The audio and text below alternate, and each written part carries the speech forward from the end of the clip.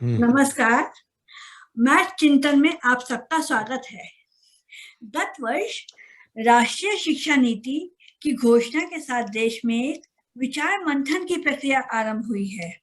जिस तरह शिक्षा नीति के फाइनल ड्राफ्ट को लाने से पहले जनमानस की सहमति ली गई, उससे देश के प्रत्येक नागरिक में जागरूकता बढ़ी और लोगों में परिवर्तन की अपेक्षा भी बढ़ी है। साथ ही लोग इस दिशा में सोचने लगे हैं कि हमारे पाठ्यक्रम में किस तरह के बदलाव की आवश्यकता है। मैथ चिंतन में हम गणित में किस तरह के बदलाव की आवश्यकता है, इस पर चर्चा करेंगे। For the discussion on math curriculum and math syllabus, we have with us guests for today. Dr. Dharam Prakash, retired professor NCERT. Mr. Anit Gupta, data scientist and founder of ArcTech, working on sustainable development goals. Mr. Dipanshu Jindal, IIT Delhi gold medalist, strategist at Tower Heights. Moderator, Mr. Ajay Marwaha, mathematics teacher, SGPS. Now I invite Mr. Ajay Marwaha to initiate the discussion. Thank you, Anupama madam. And today's discussion is highly useful in the sense that our nation, India, where it is leading now, is going to matter for the coming time, for the new generation, for our technological, for our cultural, for our any kind of the advancement that we will see into the coming future. Now, as we are already introduced with our chief guests of the day, let me start with the discussion itself. We have with us Dr. Dharam Prakash ji. Dharam Prakash sir, I welcome you on the discussion. And the first question that I would like to ask you, do you think the study of mathematics is important beyond class 5 and why? नहीं, ये प्रश्न तो मैं भी जानना चाहूंगा लोगों से कि उनका परसेप्शन क्या है, क्योंकि जो जनरली हम अपनी डेली लाइफ में मैथमेटिक्स यूज करते हैं, जोड़ घटा गुणा भाग और लंबाई को नापना, ऊंचाई को नापना, वजन तोलना वगैरह वगैरह, वो सब तो 5वीं तक सिखा दिया जाता है। तो फिर 5वीं के बाद क्या मैथमेटिक्स पढ़ाने की जरूरत है, या 5वीं तक पढ़ा दें सबको, उसके बाद तो जो पढ़ना चाहे पढ़ ले, नहीं पढ़ना चाहे तो छोड़ दे? क्या मैथमेटिक्स यही सब सिखाता है या इससे और भी ज्यादा कुछ सिखाता है? तो ये सब अगर हम इस पर चिंतन करें कि मैथमेटिक्स क्या और सिखाता है, मैथमेटिक्स क्या आदमी का सोच बदलता है, सोचने का तरीका बदलता है, क्या वो हर एक सीखने वाले विद्यार्थी को ज्यादा लॉजिकल बनाता है, क्या वो उसके सोचने के तरीके को बदल देता है, क्या वो प्रॉब्लम सॉल्विंग के तरीके को बदल देता है, क्या वो बच्चा प्रश्न ज्यादा पूछने लगता है, क्या ये सब क्या गणित का ही परिणाम है या बच्चे के अंदर कुछ इनहेरेंट टैलेंट होती है जिसकी वजह से वो ये सब करता है?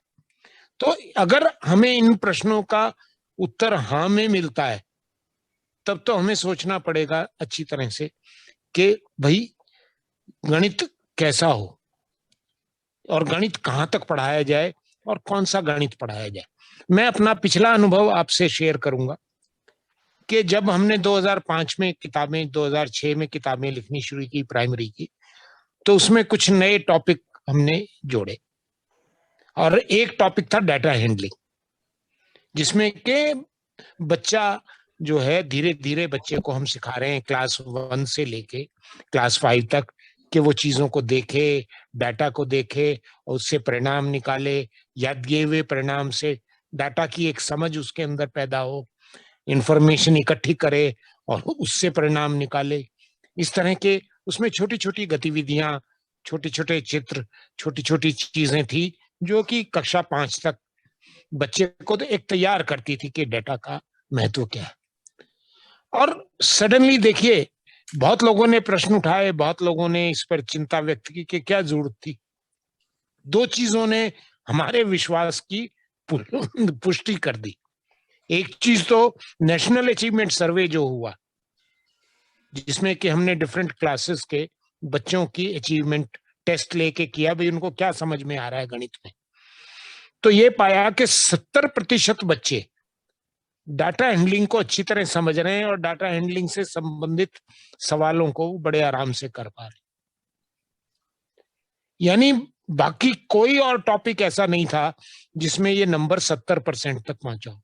जी सर, बहुत तो महत्वपूर्ण, यस, बहुत महत्वपूर्ण। तो धर्म प्रकाश जी आगे ये, क्योंकि आपकी जो डिस्कशन है ये बड़ी खूबसूरत डायरेक्शन ले रही है, तो मुझे लगता है हम सब एक चश्मा पहने जी और ये सोचने की कोशिश करें मिलके कि 2030 में, 2026 में, 2028 में कैसा मैथमेटिक्स चाहिए हमें, ताकि हमारे बच्चे आने वाले समय के लिए तैयार हो। जी, तो बहुत अच्छा आपने संदर्भ भी रखा चर्चा का, और मैं बहुत स्वागत भी करूंगा। हमारे साथ हैं जुड़े हुए मिस्टर अनिल गुप्ता जी, ये data scientist and founder of Arctech हैं, और आज के युग में ये जुड़े हुए हैं, जो कि मुझे समझ है जहां तक कि ये सीधा सीधा गणित का इस्तेमाल करते हैं। तो मैं यही प्रश्न, क्योंकि हमारी जो शुरुआत है डिस्कशन की वो उस दिशा को सही ढंग से पकड़ रही है, तो मैं इसमें श्री अनिल कुमार गुप्ता जी का भी मैं कुछ इसमें चाहूंगा कि वो अपना भी पक्ष रखें कि 5th क्लास के बाद, जैसा कि सर ने कहा कि डाटा हैंडलिंग जो है वो 70% बच्चे जो हैं उसको समझ पाते हैं, और मैथमेटिक्स जो है वो आगे जो सीनियर क्लासेस हैं या जो आगे की हमारी जर्नी है उसके अंदर काफी इसमें इसका संयोग रहता है डाटा हैंडलिंग का। तो सर, जैसा कि आपका जो बैकग्राउंड है वो डाटा साइंटिस्ट से आप आते हैं, डाटा साइंटिस्ट बैकग्राउंड से आते हैं, जो कि आज का बहुत ही एक हॉट वर्ड भी है, तो आपका क्या परिप्रेक्ष्य है इस विषय के ऊपर कि हमें 5th क्लास के बाद जो है वो मैथमेटिक्स को पढ़ाना चाहिए या नहीं पढ़ाना चाहिए? जैसा आपको क्या लगता है, आप क्या समझते हैं इसके बारे में, प्लीज आप बताएं। जी, थैंक यू अजय जी। जैसे कि डॉक्टर धर्म जी ने कहा, बहुत सही बात बताई है उन्होंने डेटा हैंडलिंग की, लेकिन उससे पहले हमारा क्वेश्चन जो है वो ये है कि क्या 5th के बाद बियॉन्ड पढ़ाना चाहिए हमें। एंड उसका एक बहुत इंपॉर्टेंट एस्पेक्ट है ये समझना कि मैथ्स क्या है हमारे लिए लाइफ में। मैथ्स क्या करता है, हमारे को problem solving skills, reasoning skills, critical thinking skills, इनमें बहुत हेल्प करता है। अगर मैं मैथ्स को 5th में ही बंद कर दूंगा तो मेरी ये स्किल्स अंडर डेवलप्ड रहेंगी। एज अ चाइल्ड, बच्चा जब बड़ा होगा तो वो ये वाली स्किल्स उसको हर फील्ड में चाहिए। रीजनिंग स्किल्स है, लॉजिकल थिंकिंग, क्रिटिकल थिंकिंग, ये हर फील्ड में चाहिए। अगर मैथ्स जल्दी बंद हो जाएगी तो वो क्रिटिकल थिंकिंग स्किल्स के लिए या तो मैं कोई पैरेलल एक सिस्टम डेवलप करूंगा कि जिसके अंदर हम उनको वो स्किल्स डेवलप करने का तरीका दिखाएंगे, या फिर मैथ्स को मैं थोड़ा सा चेंज करूंगा to take care of the needs of the future. So मेरा मानना यह है कि मैथ्स बहुत इंपॉर्टेंट है, it should be there till 10th grade, लेकिन साथ में हमें ये देखना है कि वो मैथ्स कैसा होना चाहिए। जैसे एक मैं एग्जांपल देता हूं, अगर हम प्रोबेबिलिटी की बात करते हैं कि क्या प्रोबेबिलिटी के क्वेश्चंस हमें उसी तरीके से पूछने चाहिए या उनको प्रैक्टिकल लाइफ से जोड़ना चाहिए। सो इस केस में एक हमारा बहुत अच्छा कॉन्सेप्ट आता है अप्लाइड मैथमेटिक्स का। अप्लाइड मैथ्स अगर हम देखते हैं तो हम देखते हैं कि कैसे अप्लाई कर रहे हैं हम उन स्किल्स को in day to day life. जब बच्चे ये सीखते हैं वो बहुत अच्छा रहता है। आजकल हम मूव कर रहे हैं उस साइड में, लेकिन जैसे सर ने बताया, डेटा हैंडलिंग एक इतना इंपॉर्टेंट और इतना मेजर कॉन्सेप्ट है। जैसे आप देखें 2005-6 में बहुत कम डेटा जनरेट हो रहा था, हमारा ऑनलाइन बहुत कम काम कर रहे थे। 2010 आने तक इतना मेजर डेटा आपका आना शुरू हो गया ऑनलाइन, सारा फेसबुक, व्हाट्सएप, और इसके बाद व्हाट्सएप आना शुरू हुआ, या डिफरेंट और चीजें ऑनलाइन जब आई, सारा डेटा आपका trillions and trillions of terabytes और जो भी है वो उसमें स्टार्ट हो गया डेटा। कहाँ हमारा बहुत छोटा डेटा रहता था। अगर आप अपने लैपटॉप्स और कंप्यूटर्स को देखें या फोन्स को देखें, कहाँ आपका 32 या 8 GB का, मेरे ख्याल से मेरा फोन 8 GB उसकी कैपेसिटी होती थी। आज 128 या 256 भी कम पड़ती है। तो ये सारा इसलिए हुआ है क्योंकि there is a bombardment of data everywhere. मैंने एक बहुत अच्छा, अनिल जी, एक सवाल मेरा ले लीजिए बीच में। आप बहुत अच्छी चर्चा इसमें चल रही है, आपने डेटा के इम्पोर्टेंस के ऊपर कहा, एक प्रोबेबिलिटी का एग्जांपल भी आपने कोट किया। मैं आपसे एक सवाल और करूंगा। आज के टाइम में डेटा शब्द जो है बहुत सुना जाता है, और बहुत यंग जनरेशन जो है वो डेटा साइंटिस्ट बनने की तरफ जो है अपने कदम भी बढ़ाती है और बहुत अट्रैक्टेड प्रोफेशन भी है ये। तो थोड़ा सा आप ग्लिम्स दीजिए कि डेटा जो है वो हमारा किस तरह से आज के युग में बहुत इंपॉर्टेंट है, कैसे वो अलग अलग क्षेत्र में हमें आगे ले जाने के लिए महत्वपूर्ण है। थोड़ा सा इस बारे में भी एक्सप्लोर करिए। Thank you. मैं आपको एक दो एग्जांपल्स देता हूं। जैसे कि मैंने हमारे इंडियन इंडस्ट्री में हम डिस्कस कर रहे थे सेमीकंडक्टर स्पेस में कि कितना हमें इंडिया को जाना चाहिए, कैसे क्या हमें फैब लगानी चाहिए, तो मैं उस पर एक्सप्लोरेशन कर रहा था। उस संदर्भ में मैं मिला कई लोगों से और हमारे कई पर्सनालिटीज से, कंट्री की कई पॉलिटिशियन से भी, जहां पर हमने ये समझा कि आगे होगा क्या, फ्यूचर में क्या होगा। आज से 20 साल बाद आपकी फिजिकल वॉर्स बंद हो जाएंगी, आपकी जो वॉर रहेगी वो डेटा वॉर्स में कन्वर्ट हो जाएगी। अगर एक कंट्री को प्रोग्रेस करना है तो डेटा में बहुत स्ट्रांग होना पड़ेगा। आपको जानना पड़ेगा कि डेटा होता क्या है, कैसा है वो डेटा। अब डेटा की क्रंचिंग इतनी आसान नहीं है कि पहले तो हमने एक एक्सेल शीट में क्रंच कर लेते थे, अब इतना ज्यादा डेटा हो गया कि उसके लिए हमें कोड लिखना पड़ता है पूरा डेटा क्रंच करने के लिए, उसके बेसिक्स को जानने के लिए भी।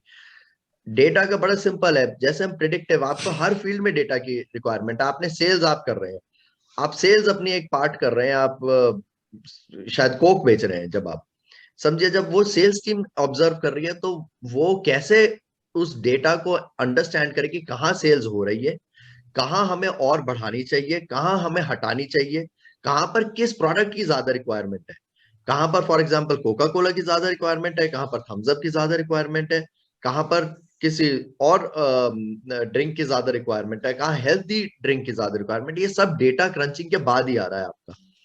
उस डेटा को अगर मैं एनालाइज करने की कैपेबिलिटी नहीं रखता तो मैं आगे बढ़ ही नहीं पाऊंगा। तो दो एस्पेक्ट्स हैं, एक तो डेटा क्रंच जो करे, डेटा को एनालाइज करे, सेकंड है डेटा को अंडरस्टैंड जो करे। आज का जो टॉप बिजनेस लीडर भी है उसमें ये कैपेबिलिटी जरूर होनी चाहिए कि वो डेटा को अंडरस्टैंड कर सके। Thank you. तो इसी डिस्कशन को आगे लेकर के चलते हैं। कुछ और भी सवाल जुड़े हुए हैं और जैसा कि सर ने डेटा हैंडलिंग के बारे में कुछ एग्जांपल्स भी रखे और आज की डेट में जैसा कि उन्होंने एक सेमीकंडक्टर का भी एग्जांपल लिया और मैं समझता हूं कि यंग जनरेशन और जो कमिंग अहेड जॉब जो लेना चाहते हैं, जो देखते हैं कि हमें फ्यूचर में जॉब चाहिए, तो बजट के अंदर आप कल के बजट के अंदर देखें, 2 दिन पहले जो अनाउंस हुआ उसमें सेमीकंडक्टर पर बेस्ड भी कुछ बजट को एलोकेट किया गया है। और अगर आप स्टडी करें तो जो इलेक्ट्रिक व्हीकल एक एग्जांपल है, जैसे कि इलेक्ट्रिक व्हीकल्स के अंदर सेमीकंडक्टर्स यूज होते हैं और जो फॉरेन कंट्रीज हैं वो सेमीकंडक्टर्स मैन्युफैक्चर करती हैं और वहां से हम उनको परचेज करते हैं। तो कहीं ना कहीं हमारा देश भी जो है वो सेमीकंडक्टर को बनाने में अभी उतना सक्षम नहीं है और इन सभी क्षेत्रों के अंदर डेटा जो है वो बहुत महत्वपूर्ण चीज है, बहुत ज्यादा इंपॉर्टेंट है। तो अगला सवाल जो है मैं दीपांशु जिंदल से पूछूंगा। Dipanshu Jindal, are you there? Hello. Yes, I am here. Okay. So Dipanshu, जो आपसे सवाल मुझे पूछना है कि आप देखिए आपने आईआईटी से मैथमेटिक्स किया है और आज की डेट में आप जॉब कर रहे हैं एक कंपनी के अंदर और एक एनालिस्ट की स्ट्रेटेजिस्ट की पोस्ट पर हैं। तो आपको क्या लगता है कि जो अंडरस्टैंडिंग ऑफ मैथमेटिक्स है वो कितना इंपॉर्टेंस है? Why do you think that it is very important, और डू यू थिंक और not? You please put your views. I think like I completely agree with Anit's point.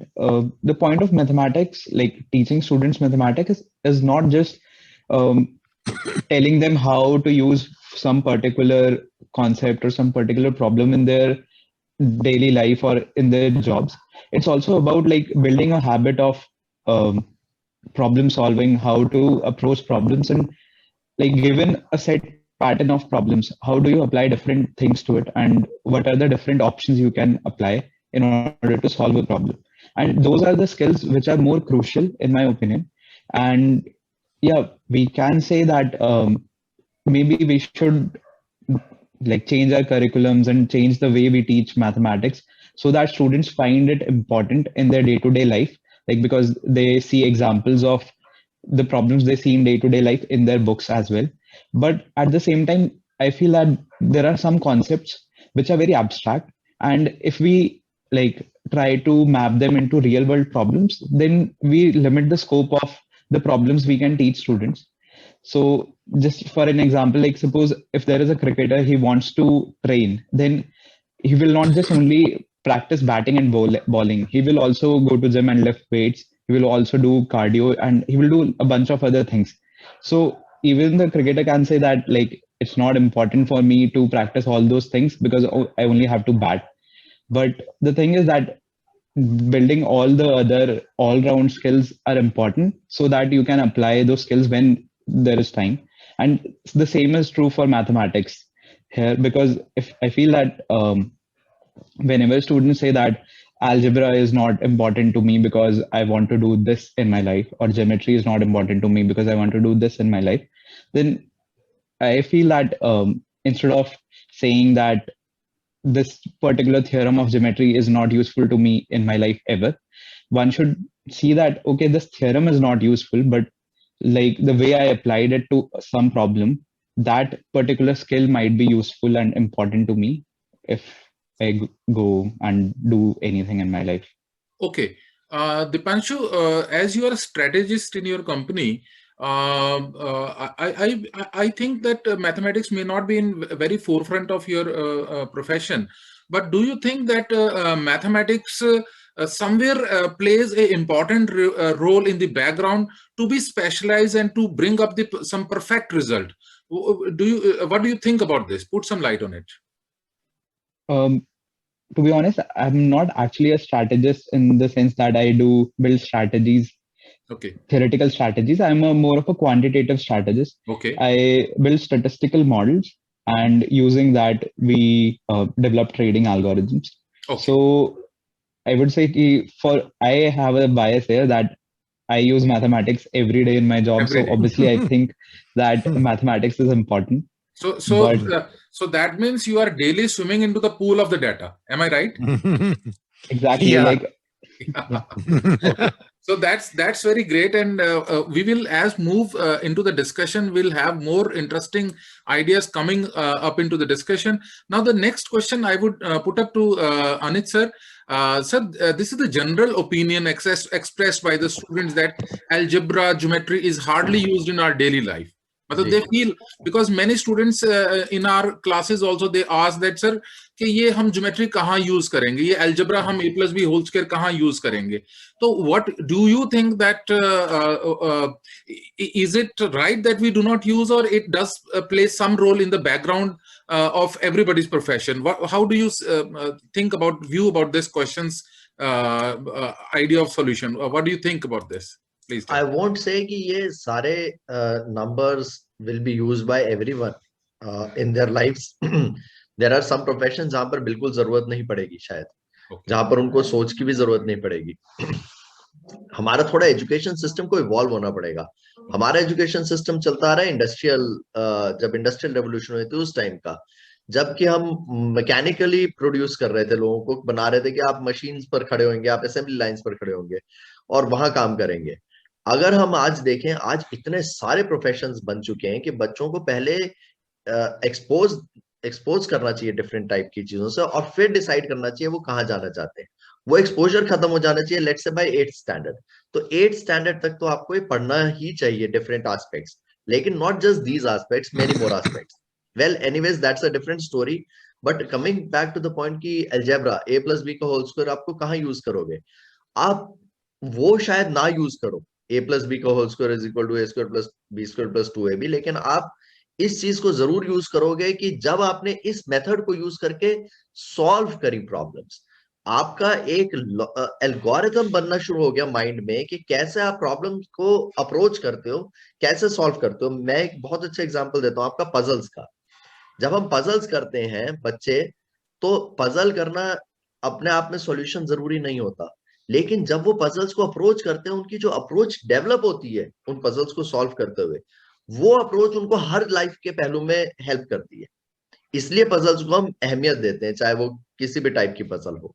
इसी तरीके से maths की वो जो स्किल है, ये इतनी सारी इंटर रिलेटेड चीजों को आपके डेवलप कराती है कि आप लाइफ के वो सारे चैलेंजेस को फेस कर पाओगे फ्यूचर में. So in any case 8th class तक के लिए बच्चों को डेफिनेटली पढ़ना चाहिए, लेकिन हमारा पूरा एजुकेशन सिस्टम का ओवरऑल चेंज ओवरऑल करना पड़ेगा, चेंज करना पड़ेगा कि हम ये देख सके बच्चों को एक्सपोजर दे सके। आज की डेट में बच्चों को आप ये देखिए, किसी को एक्सपोजर नहीं है फाइनेंशियल लिटरेसी का, किसी को नहीं पता stock market, bank accounts, mutual funds ये क्या होते हैं, किसी को नहीं पता कि जर्नलिज्म क्या होता है, किसी को नहीं पता मास मीडिया क्या होता है, मार्केटिंग क्या होती है, कंसल्टिंग की जॉब कैसी होगी, फाइनेंशियल कंट्रोलर की जॉब कैसी होगी, टीचिंग की कैसी होगी, एक डॉक्टर की कैसी होगी, साइकोलॉजिस्ट की कैसी होगी, साइकेट्रिस्ट साइकोलॉजिस्ट में क्या फर्क है, सोशियोलॉजी में क्या है, लोगों को बच्चों को नहीं पता इनमें डिफरेंसेस।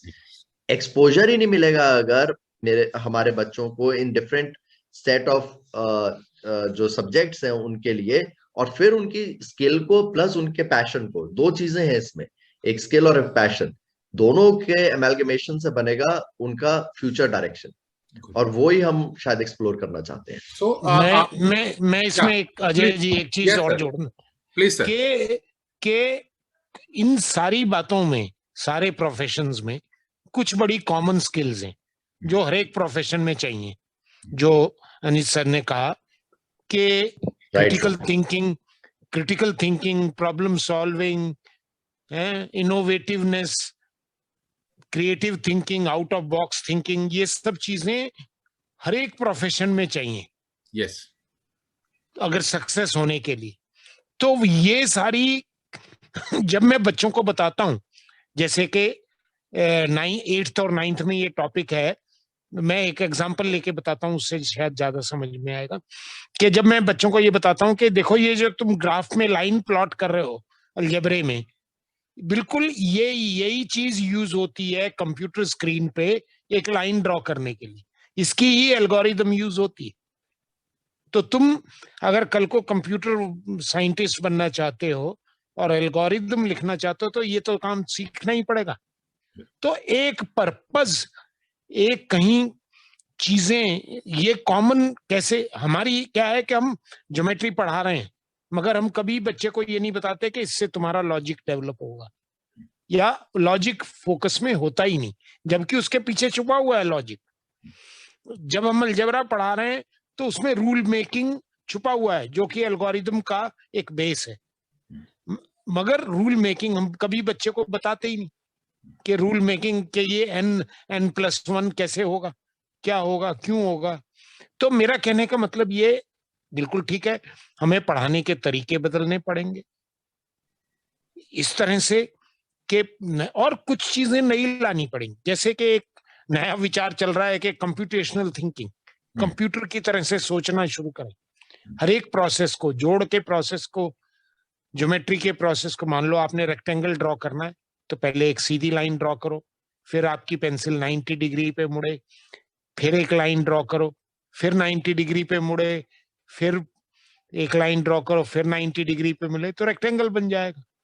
तो ये बच्चा उस बड़े प्रोसेस को रेक्टेंगल ड्रॉ करने के छोटे छोटे प्रोसेस में बदल सके, कंप्यूटर की तरह, कंप्यूटर सॉफ्टवेयर की तरह, कंप्यूटेशनल थिंकिंग में ये भी बहुत जरूरी है।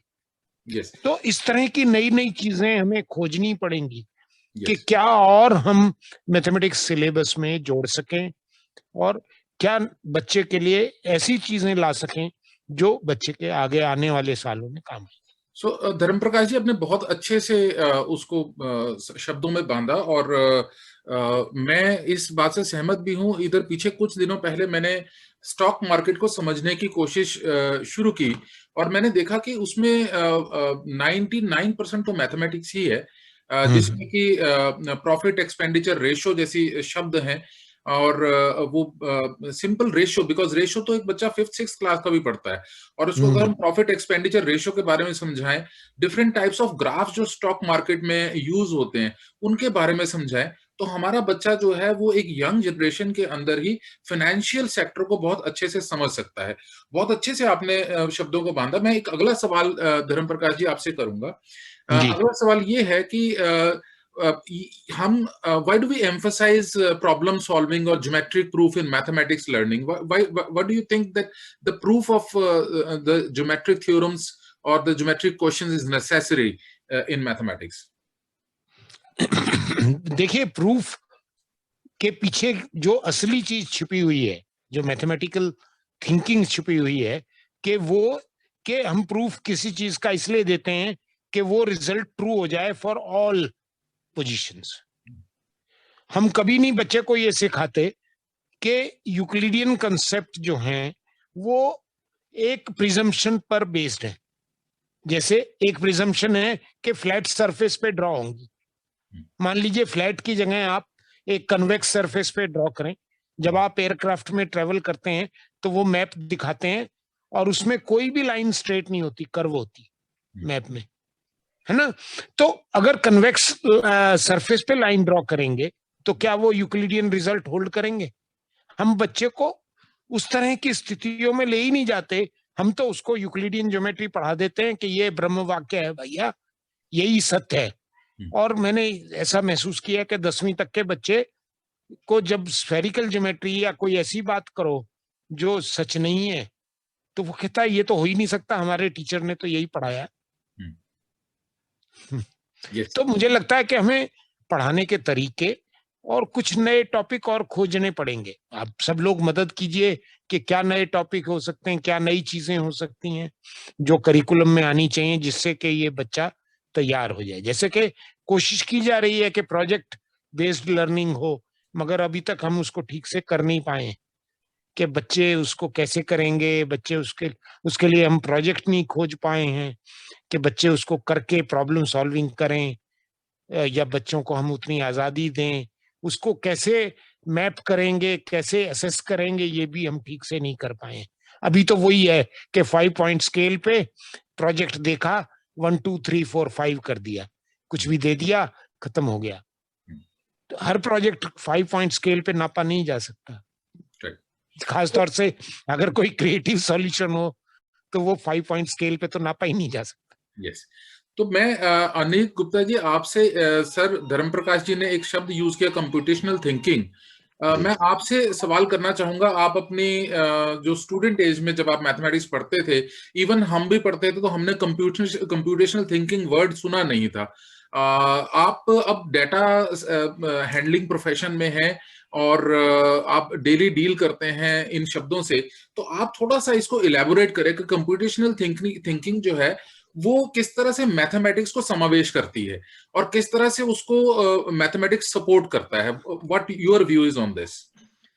सी, computational thinking is good, it is correct, क्योंकि आपने कंप्यूटर्स के साथ काम करना है, but we should not limit our thinking to computational thinking. It is very important कि हम एक बच्चे के माइंड को ऐसा एक्सपोज करें कि वो हर अपॉर्चुनिटी को एक्सप्लोर कर सके। जैसे मैंने आपको बताया कि एक एग्जांपल है, शायद सबने स्टोरी भी सुनी होगी नील बोर की। उनसे कहा गया कि आप एक बिल्डिंग की हाइट नापनी, आप कैसे नापेंगे? तो उन्होंने 10 डिफरेंट वे से करना कि मैं पेज से नापूंगा, किसने कहा, टीचर्स ने कहा कि बैरोमीटर के थ्रू नापना है, तो उन्होंने कहा मैं बैरोमीटर की शैडो लूंगा, उसकी शैडो लूंगा, छत पे जाकर ये करूंगा। बड़े उन्होंने 10 तरीके बता दिए। उन्होंने वो आंसर नहीं दिया टीचर को जो वो टीचर जानना चाहती थी कि आप उससे उस प्रोडक्ट को यूज करके कैसे करेंगे। क्योंकि वो कहने, उनका जो थॉट था वो ये था कि I don't want to limit the thinking to this one process और one way of doing things. So computational thinking is very good. It has to be part of the understanding and learning, but it is not the only thing which has to be there. बिल्कुल बिल्कुल ठीक कह रहे हैं आप। मतलब मेरा कहने का मतलब हमें सबको मिलके एक कुछ ऐसी चीजें सोचनी है जो करिकुलम के अंदर जुड़ जाएं और मिलके वो बच्चे को तैयार कर सकें 2027 के लिए, 2030 के लिए। Absolutely, sir. Agreed with you. आपने बहुत सही कहा है कि वो प्रिपरेशन जो है बच्चों की, वो कहाँ से स्टार्ट होगी? वो प्राइमरी से, छोटे, वो प्राइमरी से होगी, प्री प्राइमरी से रेदर। जी सर, मैं आपको एक बात बताना चाहूंगा सर। मैम ने कहा था, हमने एक किताब निकाली है, आउट ऑफ पैशन निकाली वो किताब मैंने। हाँ जी। क्योंकि हमें लगा कि बच्चों को जब हम नंबर सिखाते हैं तो काउंटिंग सिखा दी। काउंटिंग जब पेरेंट्स सीख लेते, कहते हैं भाई मेरा बेटा 100 तक की काउंटिंग गिन लेता है, वो इम्पोर्टेंट ही नहीं है, वो रटी हुई होती है। जी, हमने उसमें क्या किया, हमने नंबर सेंस डाल दी राइट फ्रॉम प्री नर्सरी, जो पहली किताब है आपकी। हमने कहा कि बच्चों को ये समझ आना चाहिए 7 का मतलब, जब मैं 7 वंडर्स ऑफ द वर्ल्ड बोलता हूँ, जब मैं 7 डेज ऑफ द वीक बोलता हूँ, जब मैं 7 ऐसे दिखाता हूँ, या मैं लिखित में दिखाता हूँ 7 या फिर मैं इंग्लिश में SEVEN लिखता हूँ, इन सब का मतलब सेम है। इसका मतलब हमने बच्चे में एक नंबर सेंस डेवलप करी है। ऐसे ही डेटा हैंडलिंग हमने प्री नर्सरी से एक पार्ट रखा है, क्योंकि सॉर्टिंग करना, पैटर्न्स के साथ करना, सीक्वेंसिंग करना, ये एक रेगुलर काम है हमारा, डे टू डे लाइफ का पार्ट है।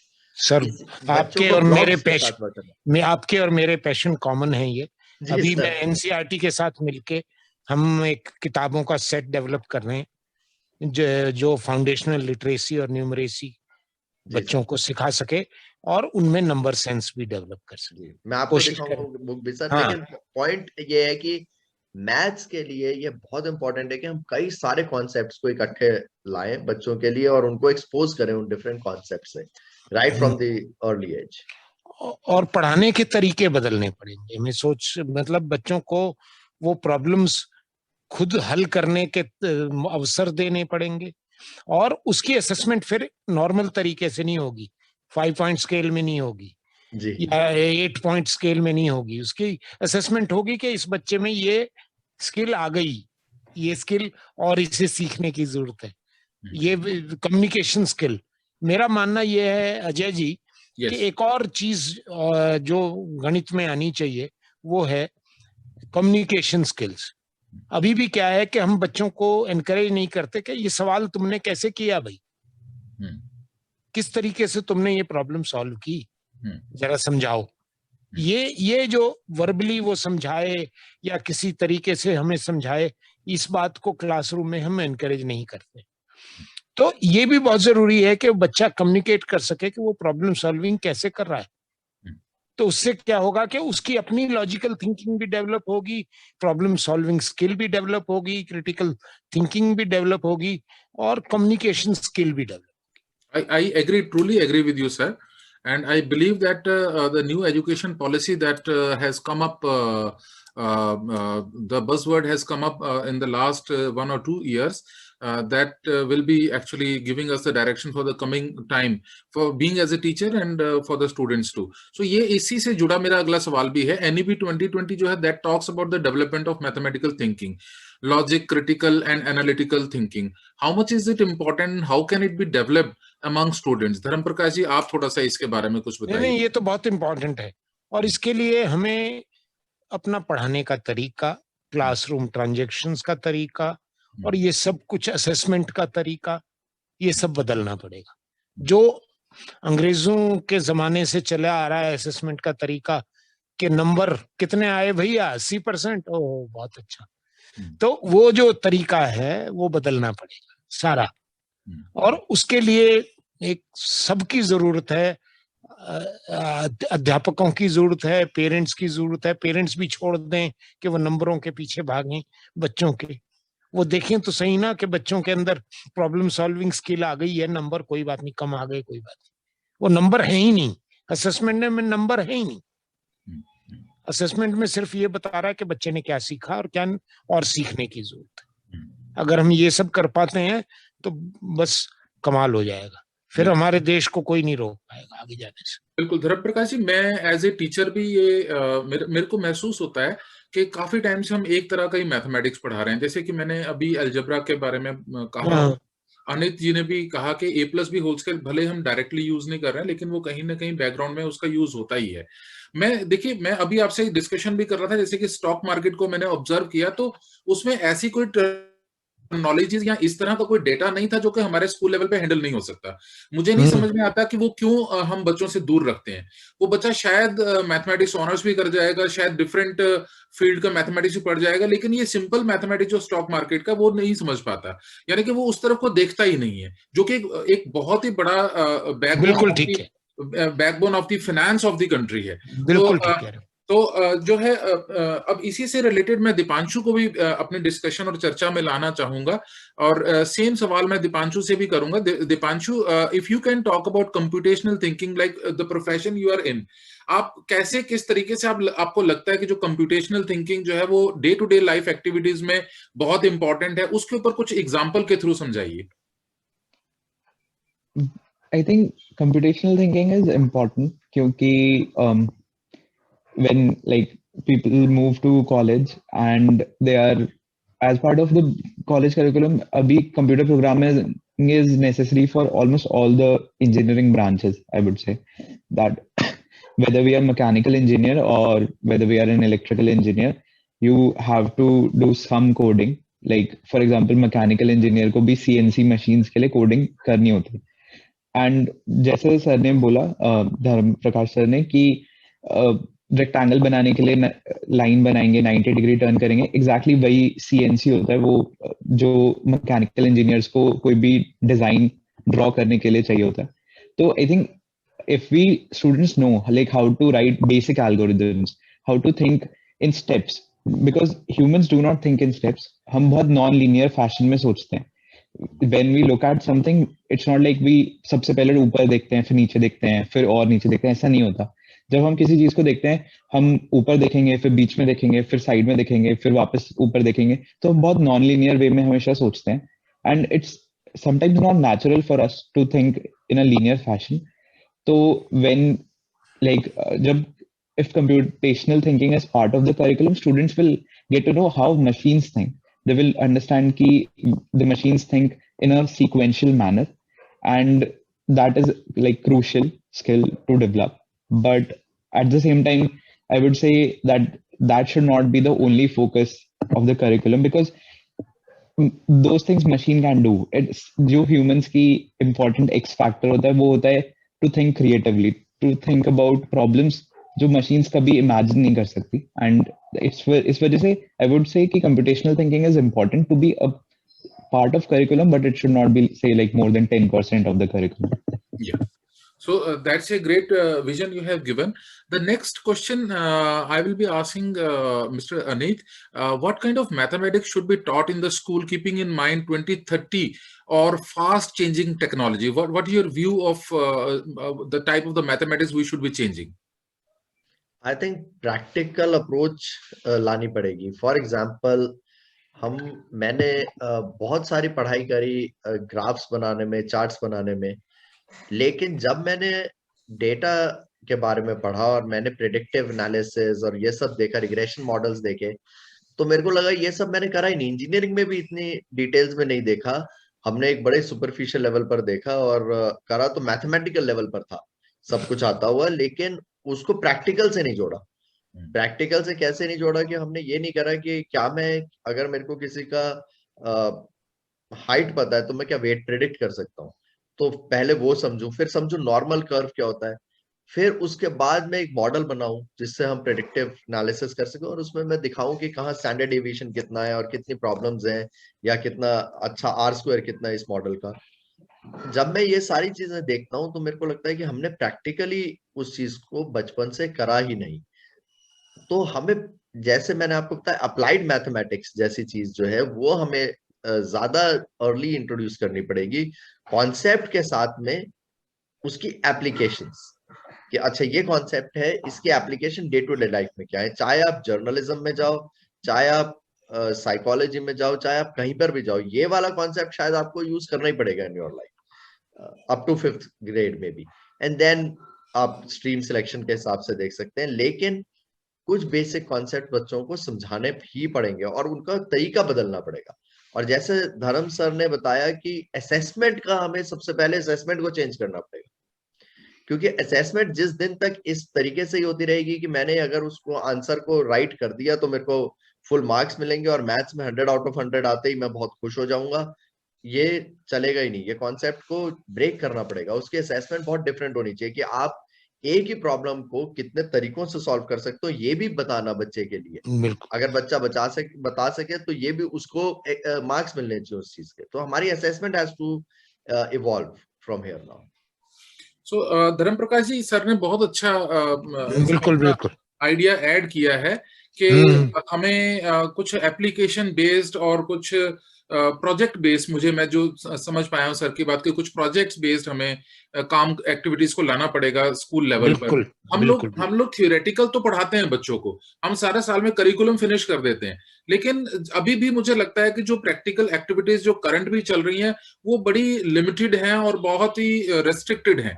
मतलब मैंने एक टर्म सुना है, मैथमेटिकल मॉडलिंग, मैं आपसे भी सुनना चाहूंगा थोड़ा मैथमेटिकल मॉडलिंग के बारे में भी समझाइए, क्योंकि एक मैथमेटिकल मॉडल और एक मैथमेटिकल मॉडलिंग होता है, दोनों में डिफरेंस रहता है, और mathematical modelling is more about the application of the abstract mathematics. थोड़ा सा इसके बारे में आप अपना पहले तो ये समझें कि मॉडल कैसे कोई बनता है प्रॉब्लम सॉल्विंग का।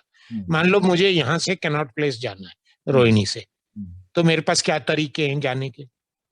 मैं पैदल भी जा सकता हूँ अगर मेरे पास 3 घंटे हैं तो, मैं मोटरसाइकिल से भी जा सकता हूँ अगर मेरे पास मोटरसाइकिल है तो, मैं उबर से भी जा सकता हूँ अगर मैं टैक्सी पे करना चाहूँ, मैं मेट्रो से भी जा सकता हूँ। तो मेरे पास कई तरीके हो सकते हैं एक छोटी सी ये प्रॉब्लम को सॉल्व करने के। कौन सा तरीका कब एप्रोप्रिएट होगा, कौन सी चीज कैसे काम में आएगी, ये है मेरी प्रॉब्लम सॉल्विंग स्किल। कि मैं कहूँ मेरी जेब में तो 200 रुपए हैं, इसका मतलब मैं उबर से जा सकता हूँ, तो मैं उबर बुक कर लूंगा। या मेरे को मतलब मगर मुझे इतनी इंफॉर्मेशन होनी चाहिए कि उबर का किराया कैनॉट प्लेस तक 200 रुपए से कम है, या मेट्रो से जाऊंगा तो मेट्रो कितनी देर में पहुंचा देगी, कितना टाइम लगेगा, ये सब सारी इंफॉर्मेशन मेरे पास होनी चाहिए। तो मुझे लगता है कि ये जो इस तरह की बच्चों के अंदर स्किल है, और उस स्किल को फिर हम दूसरे को समझा पाए, देख भाई मैं ये ऐसे करने वाला हूं, ये भी बहुत जरूरी है। क्योंकि आजकल का जमाना है कोलैबोरेटिव वर्किंग का, टीम वर्किंग का, और टीम को आपस में समझाना पड़ेगा। अगर नहीं समझा पाए क्या कर रहे हो तो टीम काम नहीं कर पाएगी। तो ये सब चीजें बहुत मेरे लगता है हमें मूल चूल परिवर्तन करना पड़ेगा पढ़ाने में, असेसमेंट में और करिकुलम में, तभी 2030 तक पहुंच पाएंगे। मैं अगला सवाल अपना ये क्वेश्चन जो है अनित गुप्ता जी से पूछूंगा, और सेम क्वेश्चन को मैं चाहूंगा दीपांशु भी कुछ इसके बारे में बताएं, क्योंकि ये क्वेश्चन बहुत ही फ्यूचर नीड्स को कैटर करता है। What changes do you expect that suggest और you can suggest in mathematics curriculum? मतलब आपको क्या लगता है कि हमें नेक्स्ट टाइम में मतलब बच्चों को क्या कैटर करना चाहिए? What is your view on that? I think सबसे इम्पोर्टेंट तो सर पहले ही बता चुके हैं, data handling is the most important aspect which we have to bring in very early into the curriculum.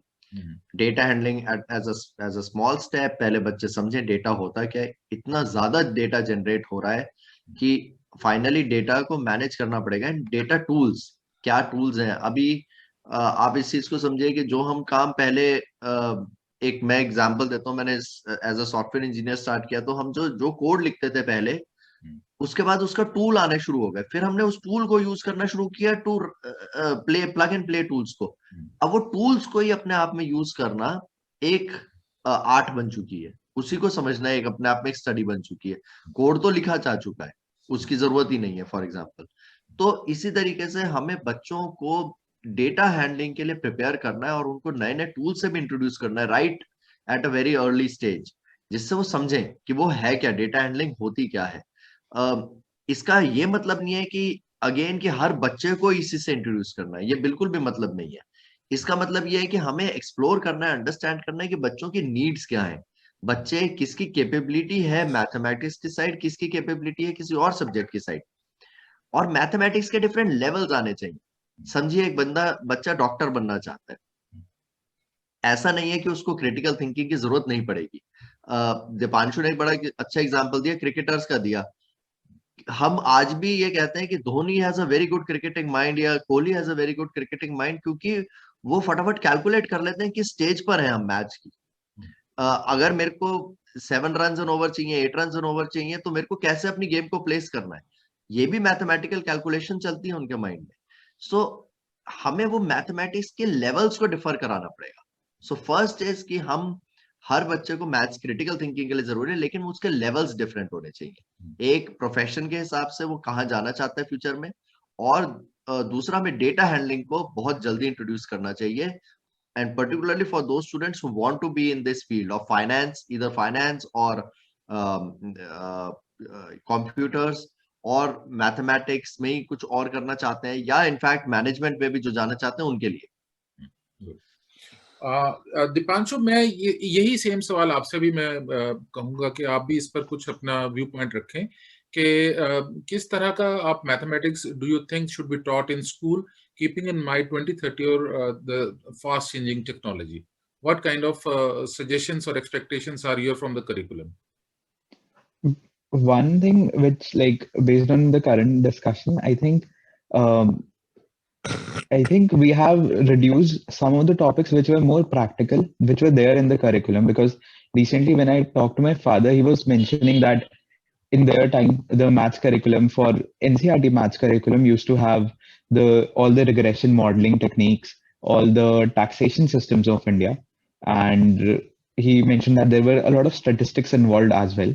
But if I look at the current mathematics for 10th, 11th, 12th, they have some very basic statistics, but they do not talk about regression, for example, and they do not talk about statistical modeling ever. So I think, are we progressing in the wrong direction by when we are trying to, like, make mathematics easy and more accessible to everybody? Because earlier there used to be all these practical topics being covered in school curriculum, and I feel that these topics should not be restricted to some of the people, because, like, I would disagree there with Anit sir's judgment that, like, maybe data handling should be specific to people who are interested in it. Because, to be honest, I went into engineering and still I was not sure about what exactly I want to do in my career. I wanted to be a computer scientist, but I was not sure what exactly I want to do, whether I want to be a data scientist, whether I want to be a software developer. So I think having some general knowledge of data handling should be a must for everybody, irrespective of what they want to do, because unless they explore things, how will they ever know what is involved there? Okay. So next, I will ask this question to धर्म प्रकाश जी, कि जैसा ये अनित जी ने भी अपना view point रखा है, दीपांशु ने भी व्यू पॉइंट रखा है, तो आप एनसीईआरटी से प्रोफेसर हैं, आपको क्या लगता है कि what shall be the added in mathematics curriculum to prepare students to adopt new age technology?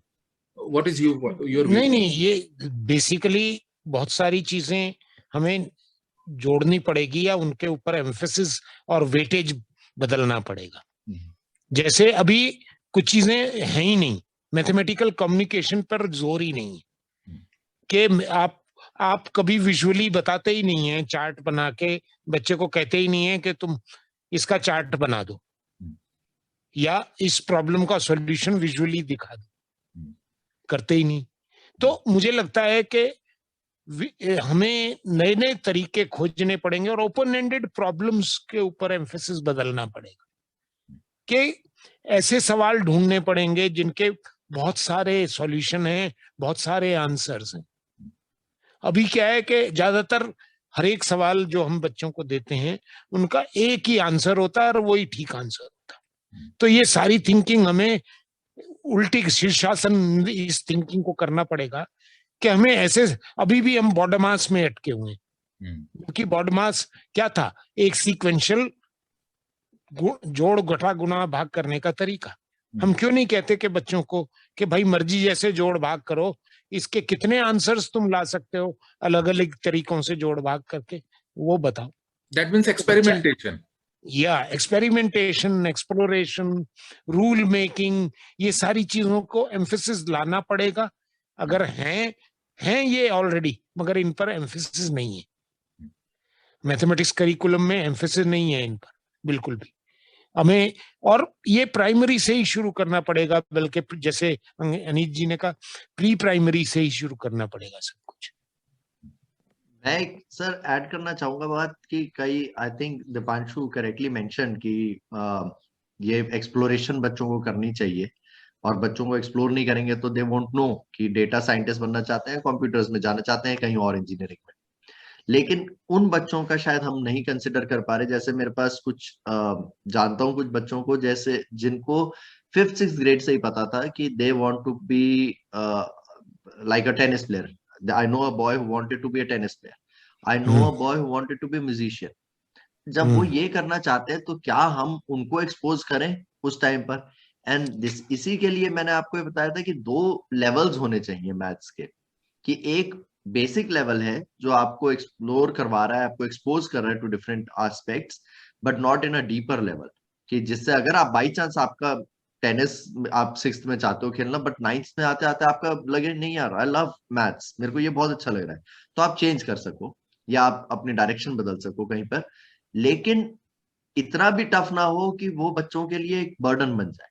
सो इसलिए 2 लेवल्स होने जरूरी हैं, 2 या 3 लेवल्स बच्चों के लिए, अलग अलग डायरेक्शंस में जो जाएं अलग अलग बच्चों के लिए। श्री अनित गुप्ता जी जुड़े हुए हैं और इनके डिस्कशन हमारे सामने यही आया कि मैथमेटिक्स एक्चुअली अगर फोरफ्रंट में नहीं भी रहता है तो बैकग्राउंड में रह करके बहुत सपोर्ट करता है, और विदाउट मैथमेटिकल कहीं कहीं तो बिल्कुल ही फ्रंट में रहता है, जैसे कि स्टॉक मार्केट का एक एग्जांपल आया या डाटा हैंडलिंग का एग्जांपल आया, वहां पर तो आपको फोरफ्रंट में रह करके ही पूरा मैथमेटिक्स को यूज करना है। लेकिन अगर आप किसी और प्रोफेशन में हैं तो फिर भी वो एनालिटिकल जो ability to analyse the situation है या analyse the have a critical thinking, that can not come without mathematics. तो मैथमेटिक्स की importance after 5th still sustain करती है।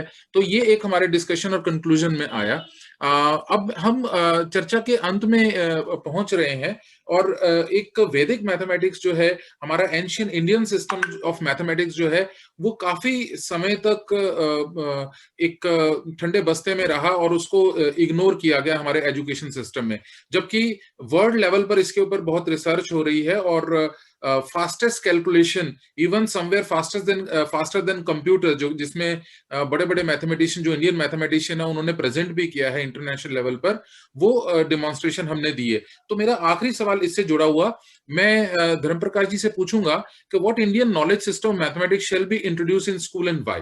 मतलब बियॉन्ड मैथमेटिक्स भी कुछ हो सकता है या कुछ और भी है? पहली चीज तो ये है कि क्या हमें बच्चों को फास्ट कैलकुलेटर बनाना है? मेरा प्रश्न आपसे है अजय जी। जी जी। क्या उसके अंदर कैलकुलेशन स्किल पैदा करनी है या क्रिटिकल थिंकिंग स्किल पैदा करनी है?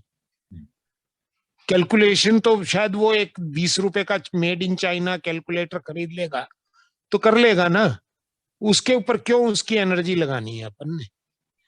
अपन ने उसके ऊपर क्यों एनर्जी वेस्ट करनी है कि वो कैलकुलेट करना वो भी फास्ट सीखे? उसके तरीके बता दें उसको, अगर वो करना चाहे कर ले, कोई बात नहीं, मगर उससे ज्यादा हाँ अपनी रूट से जुड़ा हुआ होना चाहिए। उसको ये पता होना चाहिए कि इंडिया में भी जो वो अलजेब्रा पढ़ रहा है उसके अंदर क्या क्या खोजें हुई, वो रूट से जुड़ा, उसको जुड़ाव होना चाहिए कि ऐसा नहीं है कि ये सारी चीजें इंडिया से बाहर ही हुई, इंडिया के अंदर भी हुई। तो मगर ये ऐसा मुझे नहीं लगता कि हमें वैदिक मैथमेटिक्स को जैसे और तरीके सिखाते हैं बच्चों को वैसे ही सिखाएं, उससे ज्यादा एम्फेसिस देने की मुझे नहीं लगता कि हमें जरूरत है। ओके, तो आपका मतलब है कि एक matter of knowledge. Yes yes please sir, please. I was just saying well said sir, बहुत अच्छा बताया कि कैलकुलेशन फास्ट बनाना है या क्रिटिकल थिंकिंग डेवलप करना। Yes nice. तो कंक्लूजन ये है इसका कि हम वैदिक मैथमेटिक्स या Indian knowledge system of mathematics जो हमारा एंशियंट सिस्टम है उसको एज ए इंट्रोडक्शन हम ले लें, लेकिन हम इससे क्रिटिकल थिंकिंग बहुत ज्यादा इंकरेज नहीं कर सकते। ये हमारा निष्कर्ष निकला आखिरी सवाल से। तो आज की चर्चा मैथमेटिक्स मंथन जो है वो बहुत ही महत्वपूर्ण चर्चा रही। मैं धर्म प्रकाश जी का, श्री अनिल गुप्ता जी का, दीपांशु जिंदल का तहे दिल से धन्यवाद करूंगा और शुक्रिया करूंगा इस चर्चा में जुड़ने के लिए। Thank you very much. Thank you sir, बहुत अच्छा लगा सर आपसे बात करके। Thank you. हाँ, कभी मिलते हैं, कभी। ये आउट ऑफ द रिकॉर्ड था।